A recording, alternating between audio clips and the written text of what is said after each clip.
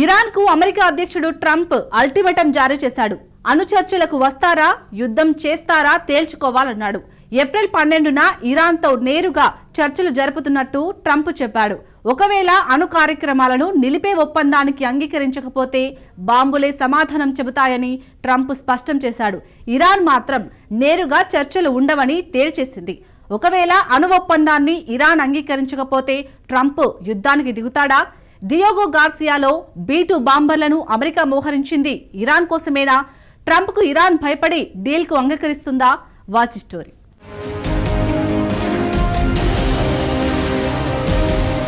B-2 బాంబర్ల దెబ్బకు Iran తల వంచిందా? Iran America అణు ఒప్పందం సాధ్యమేనా? డీల్ కుదరకపోతే అమెరికా యుద్ధం తప్పదా?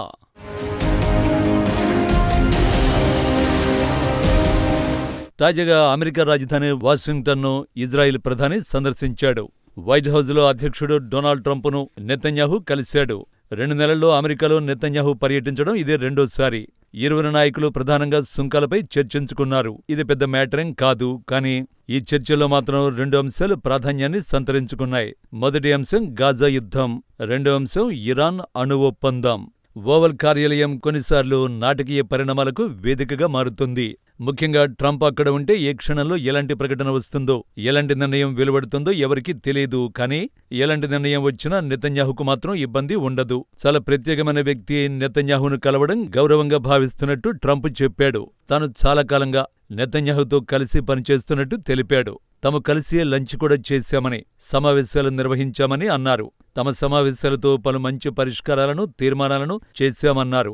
ఈ క్రమంలోనే ఇరాన్ అణు ఒప్పందం, గాజా యుద్ధాన్ని ట్రంప్ ప్రస్తావించాడు. ఇరాన్ అణు డీల్కు సంబంధించి ఆశ్చర్యకరమైన ప్రకటన చేశాడు. 12న ఇరాన్తో అమెరికా నేరుగా ఉన్నత స్థాయి చర్చలు ప్రారంభిస్తుందని ట్రంప్ చెప్పాడు. చర్చలు విజయవంతమవుతాయని ఆశిస్తున్నట్టు ట్రంప్ అన్నాడు.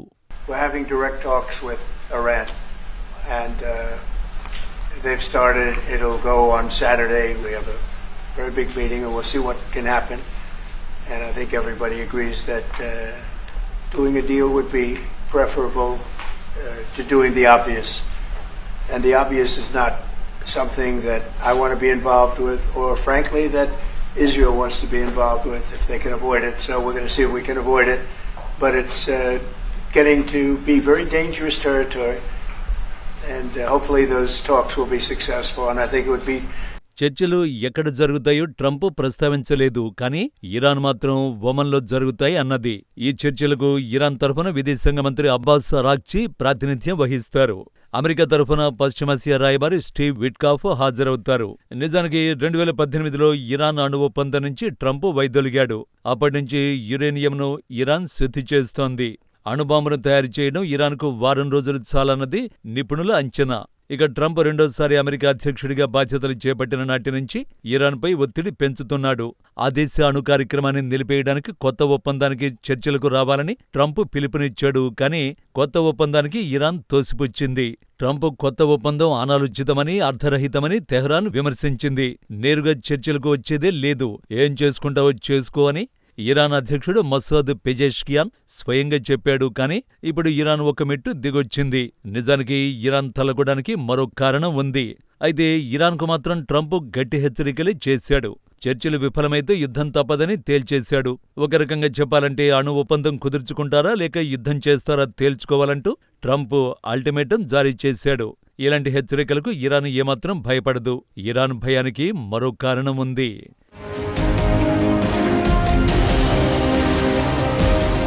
ఇటీవల అమెరికాకు చెందిన వెరీ డేంజరస్ B-2 స్టెల్త్ బాంబర్లు డియోగో గార్సియాలో ల్యాండ్ అయ్యాయి. హిందూ మహాసముద్రంలోని మారుమూల దీవి ఈ డియోగో గార్సియా. ఉమ్మడి సైనిక స్థావరంగా అమెరికా, బ్రిటన్ మార్చుకున్నాయి. డియోగో గార్సియాలో కార్యకలాపాలు తీవ్రమయ్యాయి. ఈ దీవికి కనీసం 7 B-2 స్టెల్త్ బాంబర్లు చేరుకున్నట్టు ఓపెన్ సోర్స్ ఫ్లైట్ ట్రాకర్లు గుర్తించాయి.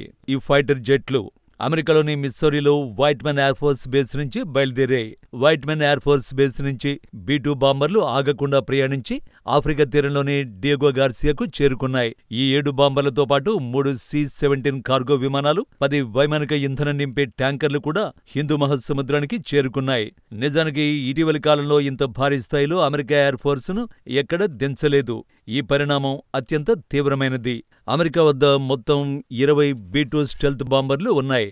అందులో 30% ఇప్పుడు డియేగో గార్సియాకు చేరుకున్నాయి. సో ఇక్కడేదో భారీగానే జరుగుతున్నదని అర్థమైపోతోంది. ఈ బాంబర్లను కేవలం తమ శక్తిని ప్రదర్శించడానికి డియేగో గార్సియాకు అమెరికా తరలించలేదు. B-2 బాంబర్లంటే శత్రువుల కళ్లుగప్పి వారి గగనతలంలోకి చొచ్చుకుపోతాయి. అంతేకాదు ఊహించని విధంగా దాడులు చేయడానికి మోహరించబడిన బాంబర్లు అవి. అందుకోసమే ఇప్పుడు కూడా అమెరికా వాటిని హిందూ మహాసముద్రంలోకి తరలించింది.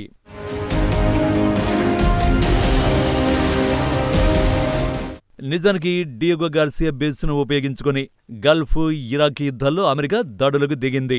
ఆఫ్ఘనిస్తాన్లోనూ అలాంటి పని అమెరికా చేసింది. సో డియేగో గార్సియాలో డేంజరస్ B-2 బాంబర్లను మోహరించడంతో పలు సందేహాలకు తావిచ్చింది. ఇరాన్ నుంచి 4000 కిలోమీటర్ల దూరంలో ఈ డియేగో గార్సియా దీవి ఉంటుంది.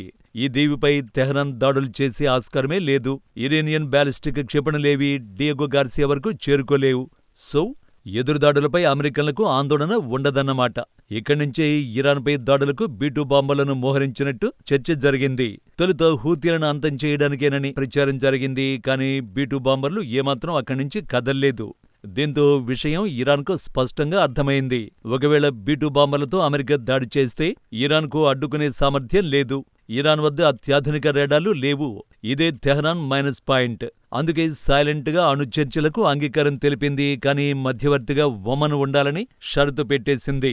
నిజానికి అంతకుముందు అణు డీల్ విషయమై ఇరాన్కు లేఖ రాసినట్టు ట్రంప్ చెప్పాడు. కానీ తమకు ఇలాంటి లేఖ రాలేదని తెహరాన్ తెలిపింది. ఆ తర్వాతే ట్రంప్ B-2 బాంబర్లను డియేగో గార్సియాలో మోహరించింది. దీంతో పశ్చిమాసియాలో పరిణామాలు పూర్తిగా మారిపోయాయి.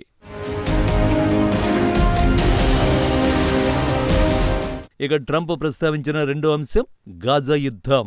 యుద్ధ విరమణకు నెతన్యాహు శ్రమిస్తున్నట్లు ట్రంప్ చెప్పుకొచ్చాడు. త్వరలో కాల్పుల విరమణ డీల్ కుదురుతుందని తాను ఆశిస్తున్నట్టు ట్రంప్ వివరించాడు.